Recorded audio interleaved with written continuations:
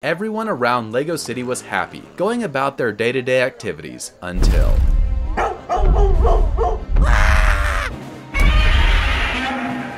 When I made the first city video, all I built was Godzilla's foot, which looks pretty cool and has bendable claws on it. However, I realized Godzilla at this scale would be absolutely insane, and that I wouldn't have enough pieces, so I started over. So I hopped on YouTube and found this amazing custom model from the channel The Bricks Hub, and it even had instructions to build it. So I gathered up my pieces and got to work.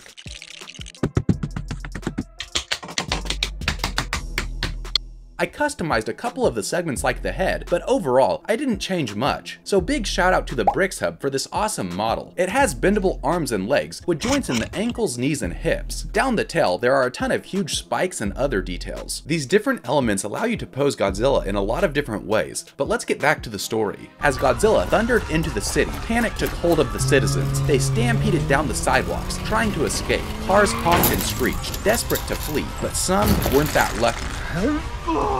Mothers clung to their children as his shadow loomed over the city. Roaming into the city park, more were unable to escape his fury.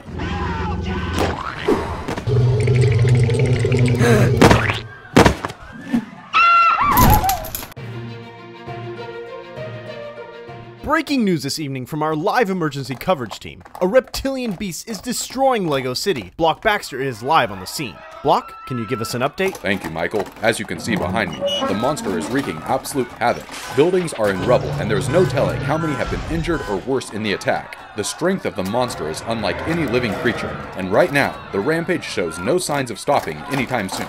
In fact, I believe he's heading this way. The emergency siren blared inside of the school. Following protocol, the students hid under their desk as Godzilla destroyed the roof. However, Mrs. Finkelberg didn't have a desk. Hearing the commotion, Police Captain Whitburn left the coffee shop to investigate. Get the military down here now! For the military response team, the first thing I gathered up was a ton of different soldier minifigures, and then got all of the military weaponry that I have in my collection, none of which are official Lego, since war and military stuff is against Lego's rules. Kind of. Supposedly. From a certain point of view. Our first faction is the Army, and they have a bunch of different classes and weapons. There are snipers, submachine guns, pistols, and even shotguns. To get their weaponry onto the battlefield, I built up this ammo crate that's able to hold a surprising amount. The walls of it fold in, securing everything inside. To deliver it, I brought back this army jeep, driven by none other than George himself. The railgun that installs on top of the jeep got an upgrade too. To pull the ammo crate, I built this trailer that attaches to the jeep with a ball joint. Arriving on the battlefield, the soldiers grabbed their weapons and laid into Godzilla.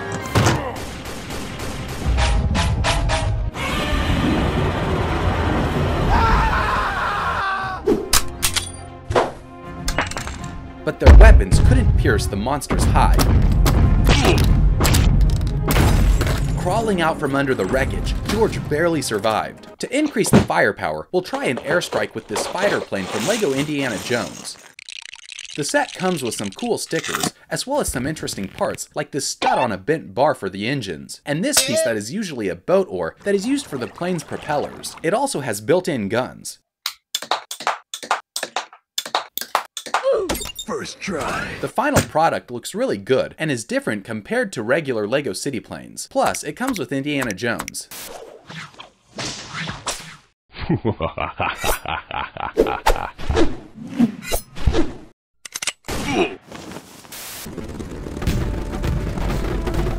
Taking off, he engaged Godzilla with a barrage of bullets.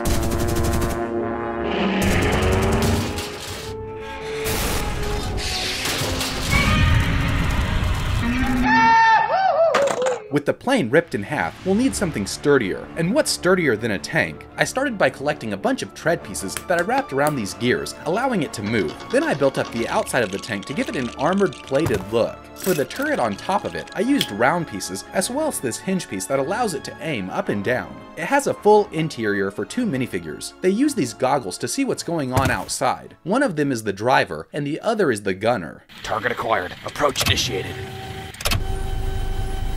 Target locked. Engage.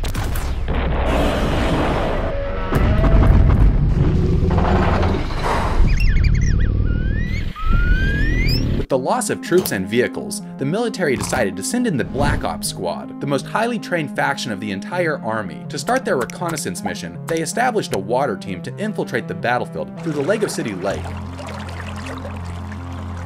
I gathered up a ton of black pieces because the rest of the team is performing an airstrike with a chopper. It has a lot of cool features and details like these propellers. For weaponry, it has a huge gun that is able to be aimed in a lot of different directions and can take out enemies with ease. On the other side, there's a rack of seeking missiles that can do major damage as well. On the inside, there's a control board and room for at least 4 minifigures. During their first flight over the battlefield, a stealth team will skydive in, so we'll need to build them parachutes. I started with this leftover Christmas parchment paper, then I used a compass for the first time since high school to make a circle the right size for minifigures. A hole puncher ended up being just the right size to use with these Lego ropes so that they wouldn't fall out, and that completes our parachute, which works surprisingly well. And with that, we're ready for the mission.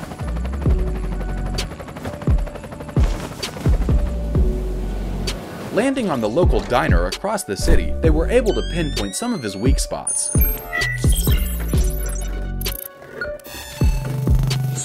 Hey man, I got an idea. You ever see the Star Wars movie with the snow battle? You mean Hoth? What about it? Just trust me, bro.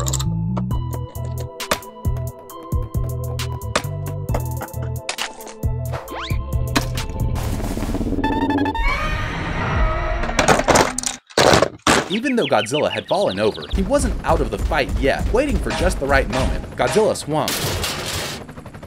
After all the fighting, Godzilla was hungry, so he decided to get something to eat.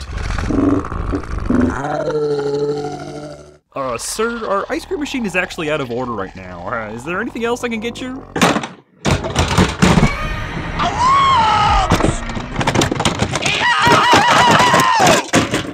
After destroying McDonald's, across the city in the lab, the scientists were freaking out, losing their minds. They knew they were responsible for creating Godzilla. They were trying everything to come up with a way to stop him. They even Googled it. As Godzilla approached, Professor Skeesman assembled a quantum gigatron radiator that he hoped would put an end to Godzilla's rampage. It blasts out surges of radioactive isotopes. In an act of courage, he rushed out to confront Godzilla and unleashed a beam of pure radiation onto the monster. However, he had created Atomic Godzilla. To build him, I started by collecting all of the clear dark blue pieces that I had in my collection. Down his back, I replaced all of his spikes with charged versions. They stretch all the way down to his tail. I put these inverted tiles on his chest to show the power welling up inside of him like it shows in the movies. These rock crystal pieces were perfect for the small spikes on the top of his neck. The coolest thing about Godzilla is his atomic breath, so that was the next thing I built. To attach it, I used a lightsaber that snaps in between Godzilla's teeth. In the comments, tell me if you like regular or Atomic Godzilla more. Surging with power, Godzilla unleashed his atomic breath on the science lab. He lurched forward, shaking the building and kicking through its walls. He destroyed everything and everyone inside. With the scientists gone, there was no one left to stop Godzilla. Back in the city, he unleashed his fury.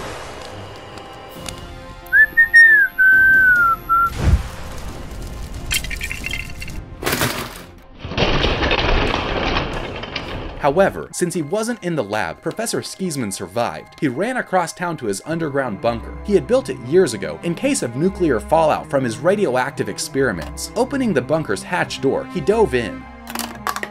Using boxes of scraps, he started a new invention. Since it was an emergency, he used his assistant for parts. Assembling everything together, he completed his new weapon. Climbing back out, he ran up and blasted Godzilla.